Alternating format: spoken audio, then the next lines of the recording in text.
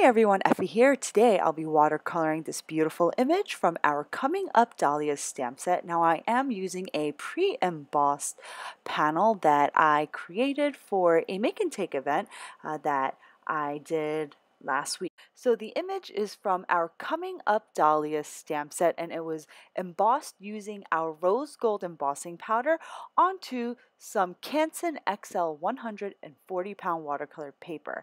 And I'm using two Pentel water brushes to paint. And I'm also using Ken Oliver color bursts. These are concentrated watercolor pigment powders. And I'm using the Marsala color burst, which is part of the Brutus Monroe and Ken Oliver color burst collaboration. I'll also be using the Merlot color burst to add to the tips of the petals.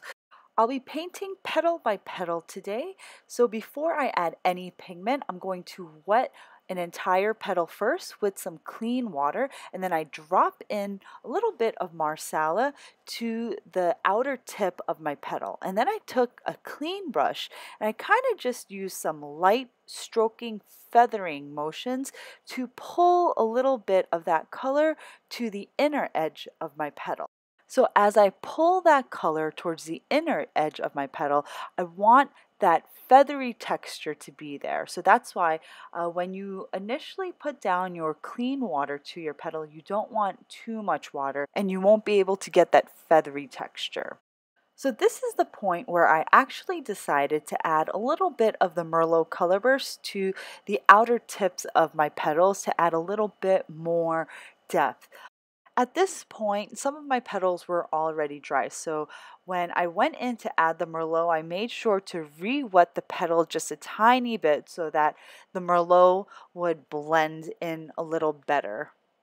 If you are planning on using these two colors for your watercolor painting, just be sure to use two different brush tips for the Marsala and for the Merlot because they do look similar when they're wet on the brush tip. I used the medium tip brush for the Marsala and then a fine tip brush for the Merlot, and then the third brush is just my clean blending brush. You can also apply the same feathering technique after you've applied your Merlot pigment, but I was a little lazy here, so I kind of just blended the Merlot into the Marsala. But if you find that you have the extra time or if you want to put in the extra effort, you can apply that same technique after you've dropped in your Merlot. For me, I like to keep my projects a little bit more simpler.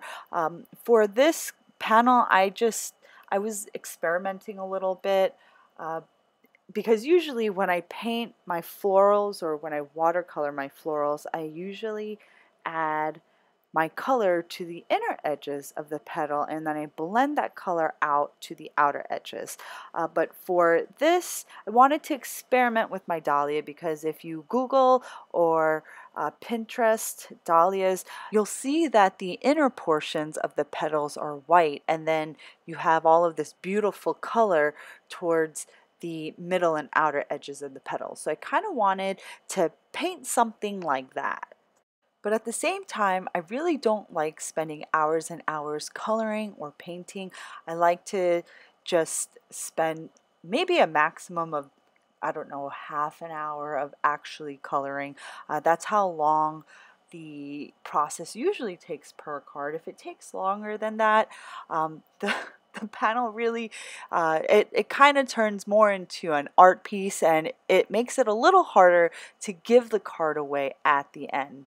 So after I color in the petals using the Marsala and Merlot color burst, I'm going to move on and paint the leaves using sap green and olive green color burst.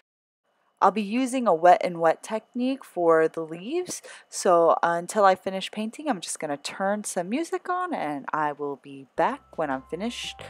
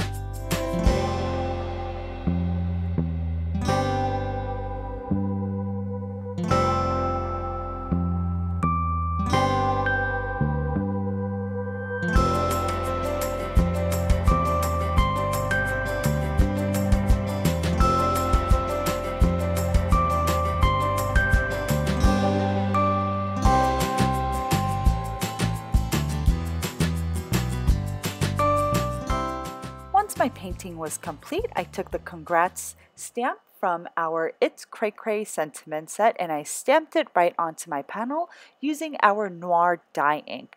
Then I adhered or mounted that painted panel onto a side folding A2 card base using some of our strong double-sided adhesive. These adhesive sheets come in packages of 10 and I really like to use them when I'm mounting watercolor paper onto my card bases because they're very strong and durable and they really hold up well against that heavyweight watercolor paper. After I mounted my panel onto my card base, I just started adhering some of our clear rhinestones onto the face of the panel, and these rhinestones come in 3 sizes and they have no backing on them, so they look like beautiful dewdrops and they just really complement all the floral images in our collection.